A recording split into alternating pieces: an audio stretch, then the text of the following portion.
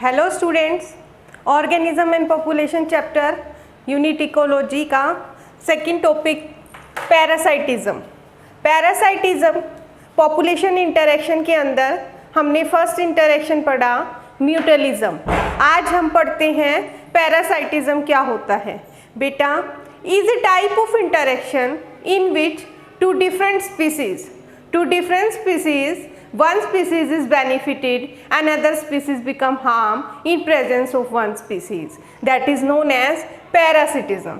Parasitism में हम अगर साइन से डिनोट करते हैं, जिस तरह से हमने फर्स्ट इंटरेक्शन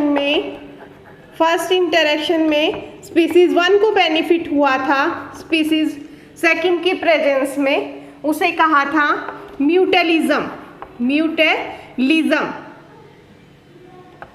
म्यूटलिज्म।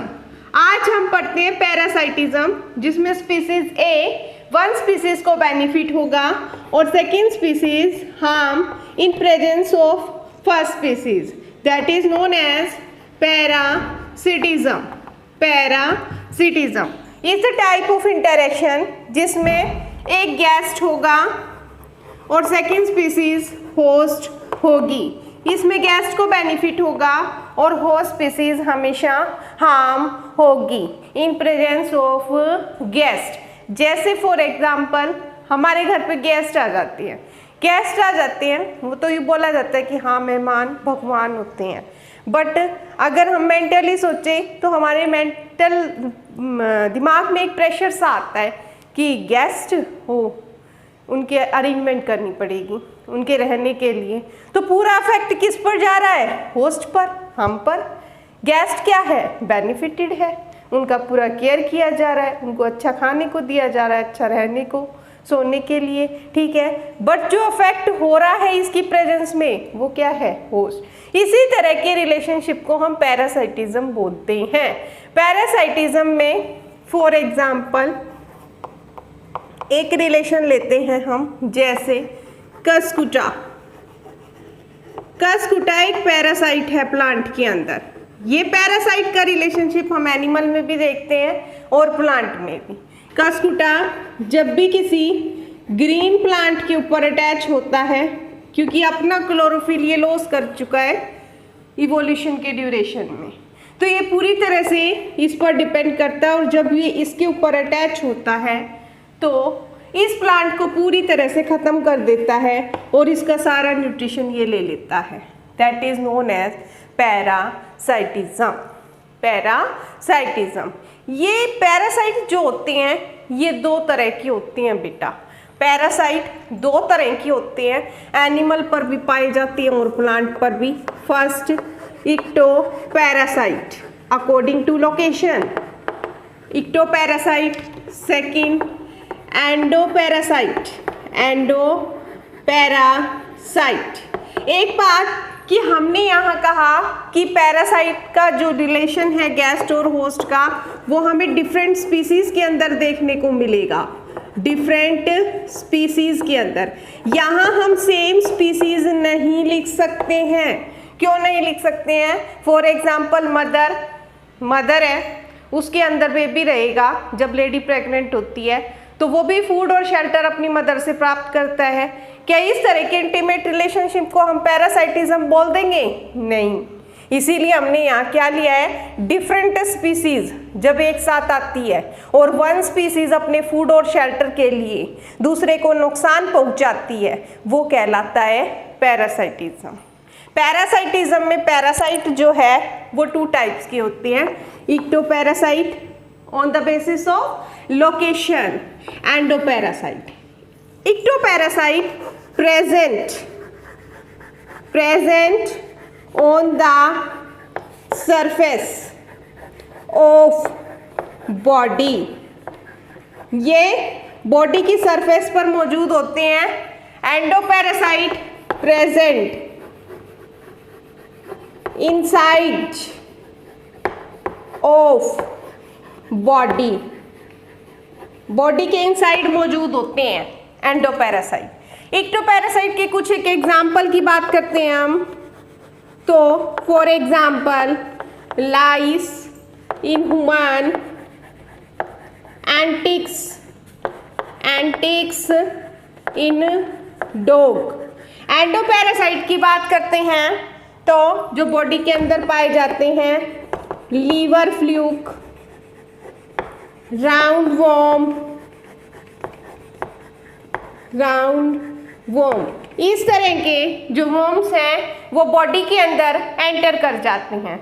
एक और खासियत बेटा इनमें पैरासाइट में, एक पैरासाइट तो वो होते हैं जो एक ही होस्ट पर पूरी तरह से डिपेंड होते हैं, एक ही होस्ट पर डिपेंड होते हैं, पर कुछ एक पैरासाइट की लाइफ साइकिल जो है वो 2 होस्ट पर डिपेंड करती है, 2 होस्ट पर डिपेंड करती है। जैसे लीवर फ्लूक और राउंड वॉर्म, ये अपनी लाइफ साइकिल जो है वो 2 होस्ट के अंदर कंप्लीट करते हैं, तो ये एंडोपैरासाइट कहलाती हैं। जो एंडोपैरासाइट है वो जैसे जैसे ह्यूमन इवॉल्व करता है उनके रेजिस्टेंस में वो भी इवॉल्व करते जाते हैं, और इस प्रोसेस को हम कहते हैं कोइवोल्यूशन। क्या कहते हैं? कोइवोल्यूशन। एंडोपैरासाइट में हमें देखने को मिलता है कोइवोल्यूशन।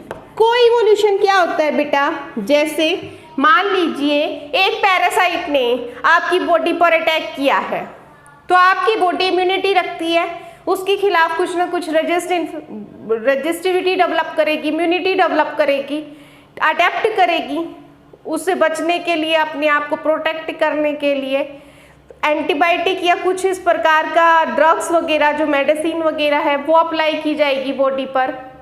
तो पैरासाइट क्या करता है, जिस तरह से ह्यूमन अपने आप को अडेप्ट करता है, इवॉल्व होने की कोशिश करता है ताकि इनसे बचा जा सके, वैसे ही पैरासाइट भी अपने आप को अडेप्ट करने की कोशिश करता है ताकि और ज़्यादा इन्फेक्ट कर सके। तो इस तरह से एंडोपैरासाइटिज्म में कोइवोल्यूशन देखने को मिलता है।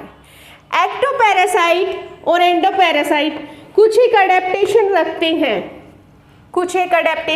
रखते हैं, इनमें एंडोपैरासाइट में डाइजेस्टिव सिस्टम नहीं पाया जाता क्योंकि इन्हें कोई ज़रूरत नहीं है, ये सीधा बॉडी से एब्जॉर्ब करेंगे अंदर।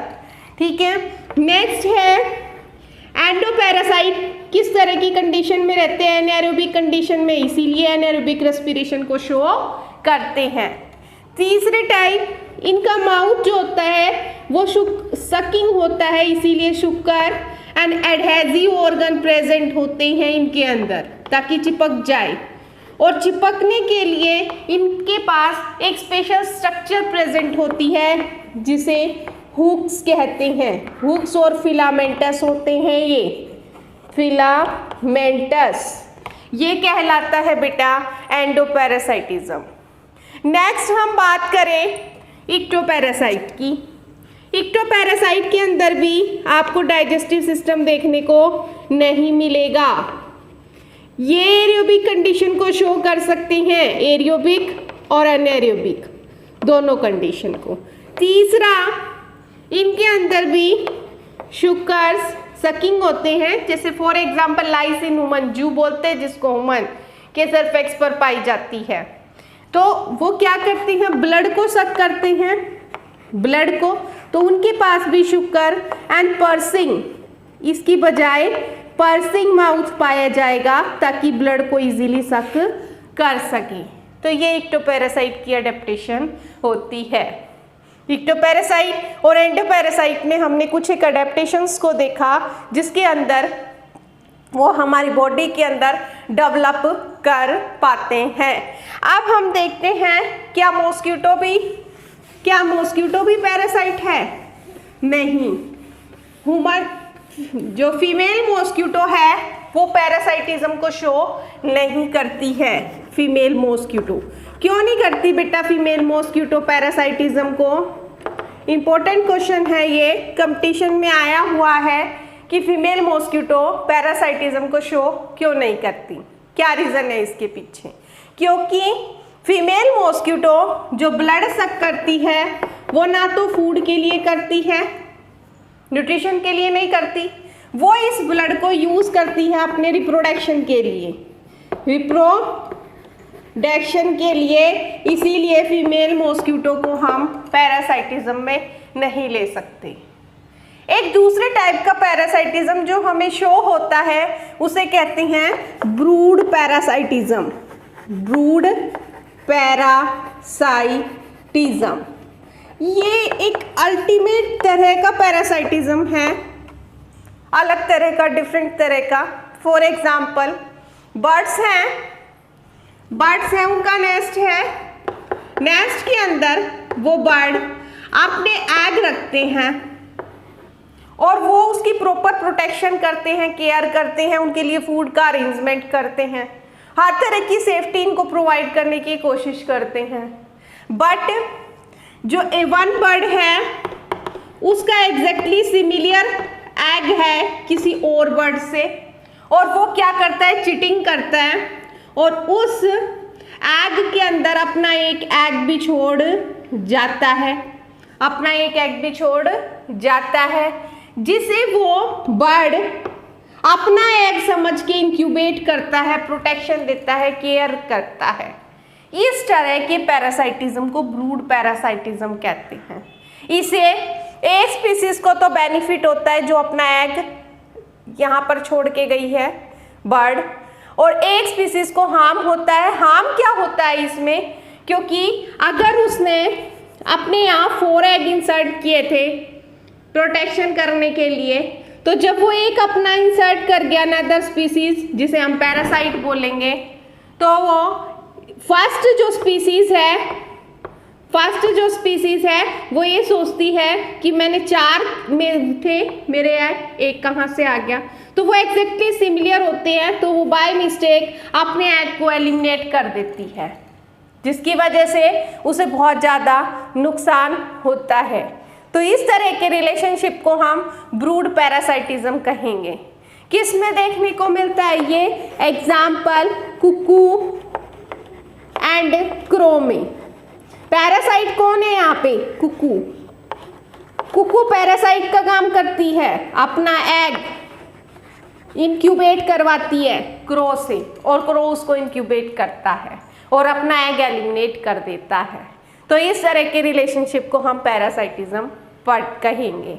आज हमने पॉपुलेशन इंटरेक्शन का सेकेंड टॉपिक कंप्लीट किया, पैरासाइटिज्म जिसमें 2 डिफरेंट स्पीसीज एक दूसरे के एसोसिएशन में आती है। एक स्पीसीज को पूरी तरह से बेनिफिट होता है और दूसरी स्पीसीज को हमेशा नुकसान होता है, क्योंकि वो उससे उसका फूड न्यूट्रिशन छीन लेती है। प्लांट में हमने कस्कुटा का एग्जाम्पल लिया, एनिमल्स में हमने 2 तरह के पैरासाइट पढ़े, बर्ड्स में हमने ब्रूड पैरासाइटिज्म को पढ़ा। Thank you.